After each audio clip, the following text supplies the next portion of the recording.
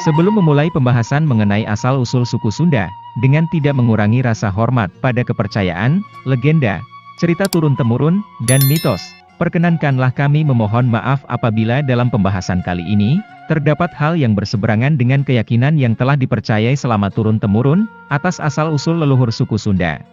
Tatar Sunda yang berada di sebelah barat Pulau Jawa, pertama kali dihuni oleh orang-orang Sahul pada saat kawasan ini masih berbentuk paparan Sunda. Kemudian secara berturut, Tatar Sunda didatangi lagi oleh orang Melanesia, orang Austroasiatik atau Melayu Purba, orang Dravida, dan orang Austronesia atau orang Melayu kuno. Sebagai pengingat, kata Melayu di sini merupakan istilah klasifikasi ilmiah berbasis bahasa yang telah lazim digunakan, dan tidak merujuk pada identitas atau gen dari etnis, suku, maupun bangsa tertentu. Faktor percampuran berdasarkan tes DNA ini sejalan dengan kondisi geografis wilayah Jawa Barat, baik saat zaman paparan Sunda, maupun zaman di mana kondisi Pulau Jawa telah terbentuk seperti saat ini. Jelas terlihat bahwa Pulau Jawa, atau wilayah Jawa Barat, merupakan salah satu jalur lintasan utama, dan menjadi salah satu titik destinasi utama dari sebaran penduduk awal Nusantara.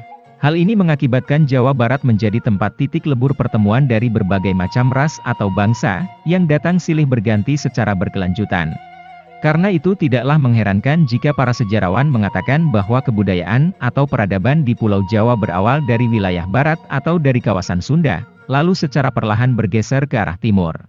Teori ini dapat dibuktikan salah satunya dengan keberadaan situs peradaban prasejarah Gunung Padang, yang ditenggarai berusia lebih tua dari piramid Giza di Mesir. Serta temuan artefak dari jejak pemukiman masyarakat Buni di daerah Bekasi, yang diperkirakan berusia lebih dari 2500 tahun. Bahkan dalam perjalanan sejarah Pulau Jawa, di wilayah Jawa Baratlah pertama kali berdirinya sistem pemerintahan yang bukan berbasis suku atau puak, dengan keberadaan negeri Salakanagara, yang turut membidani lahirnya dua kerajaan kuno Nusantara, yaitu Kerajaan Martapura di Kalimantan, dan Tarumanegara di Jawa Barat. Secara ilmiah, sampai dengan saat ini belum dapat dipastikan dari mana nama Sunda berasal. Begitu banyak teori yang telah mengemuka, seperti nama kepercayaan, nama gunung purba, nama negeri kuno, nama peradaban atau budaya, dan lain sebagainya. Di mana masing-masing teori ini memiliki latar belakangnya sendiri-sendiri. Namun secara ilmiah, sangatlah sulit untuk dapat memastikan teori mana yang paling benar. Di sisi lain secara fakta, istilah atau kategorisasi kesukuan pertama kali digunakan oleh kolonial Belanda, sebagai bagian dari strategi pecah belah mereka. Belanda memecah Pulau Jawa menjadi dua bagian utama yaitu, di sebelah barat Pulau Jawa disebut suku Sunda, dan di bagian barat disebut sebagai suku Jawa. Hal ini sejalan dengan catatan seorang pelaut Portugis bernama Tomé Pires yang mendatangi Pulau Jawa pada sekitar tahun 1513. Menurut Tomé Pires, penduduk yang mendiami kawasan sebelah barat Sungai Cimanuk, hingga kawasan Banten disebut sebagai orang Sunda, dan yang tinggal di sebelah timur Sungai Cimanuk, disebut sebagai orang Jawa. Tapi dalam kenyataannya saat ini, keberadaan orang Sunda serta keturunan orang Sunda telah menyebar ke berbagai daerah, dan bercampur baur dengan suku-suku, serta etnis lainnya. Selain itu secara spesifik, orang Sunda sendiri justru lebih cenderung merujuk pada tempat asal mereka sebagai identitas, seperti orang Cirebon, orang Bandung, orang Tasik, orang Cianjur, dan lain sebagainya. Mungkin ini disebabkan oleh faktor ciri khas gaya hidup, dialek, dan tradisi yang berbeda-beda, meski semuanya berakar pada kebudayaan yang sama. Oleh karena itu, dalam pembahasan kali ini, kami lebih condong menggunakan kata rumpun suku Sunda, atau orang Sunda, sebagai penyebutan identitas dari salah satu suku terbesar di Indonesia ini. Lalu pertanyaannya adalah, secara ilmiah, dari manakah asal-usul leluhur orang Sunda ini berasal? Jika kita merujuk pada lini masa sejarah dan hasil tes DNA orang Sunda, maka dapat dikatakan leluhur orang Sunda didominasi oleh orang Melayu Purba dan orang Melayu kuno, serta sedikit pengaruh dari Australomelanelosid, Dravida, dan ras lainnya.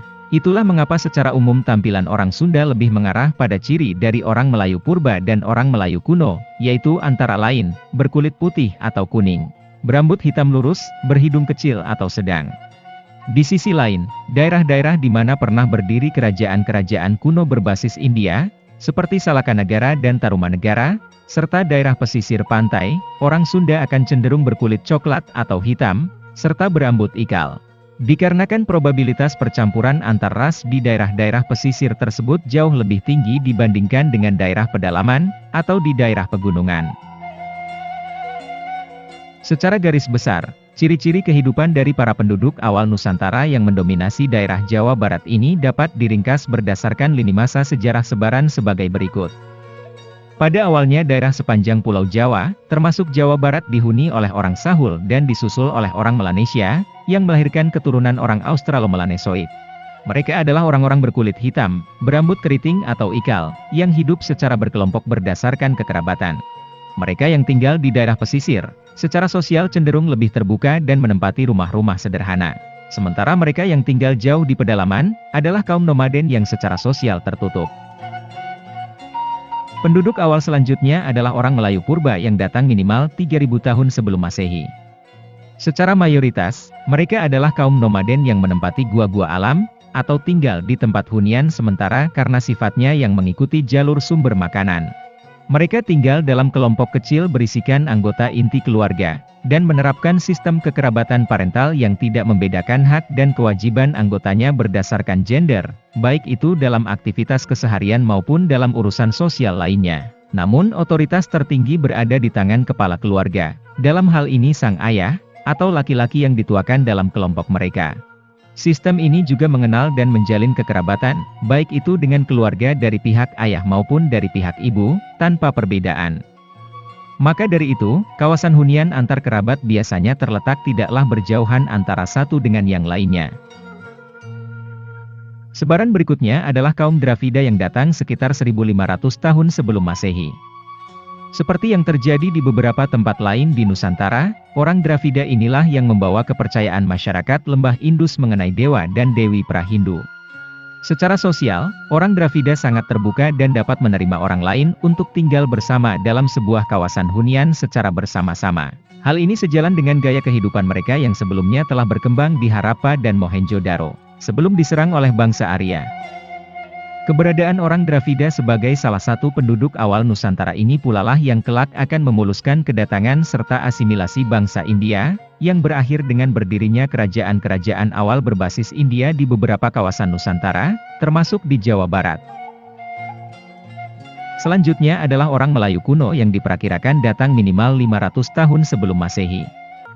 Orang Melayu kuno tinggal secara berkelompok beranggotakan satu kekerabatan, baik itu dari pihak ayah maupun ibu, dalam sebuah hunian tetap serta terletak tidak jauh dari sumber air, atau di pinggiran sungai, atau di atas rawa. Itulah mengapa rumah mereka biasanya berbentuk panggung dan berukuran besar. Secara sosial, mayoritas Melayu kuno adalah orang terbuka yang mampu beradaptasi secara cepat, serta mampu bersosialisasi dengan orang-orang di luar kekerabatan mereka.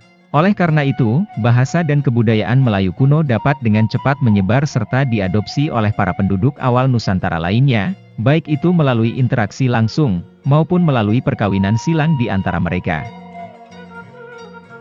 Di Tatar Sunda, kombinasi ras, bahasa, kebudayaan, serta ilmu pengetahuan di antara para penduduk awal Nusantara inilah yang pada akhirnya melahirkan keturunan-keturunan dengan ciri-ciri fisik baru, yang secara otomatis memiliki gaya hidup dan kebudayaan baru, hasil dari adopsi silang kebudayaan yang telah disesuaikan dengan kondisi lingkungan sekitar mereka. Hal ini dapat dilihat antara lain, bentuk rumah panggung khas Melayu kuno yang dibuat berukuran lebih kecil dan pendek, hanya diisi oleh keluarga inti. Rumah ini terletak pada areal pemukiman yang tidak murni berdasarkan kekerabatan, bahkan cenderung berdasarkan kesamaan profesi. Sistem kekerabatan parental yang mengikat kekerabatan dari pihak ayah dan ibu, khas Melayu purba dipertahankan.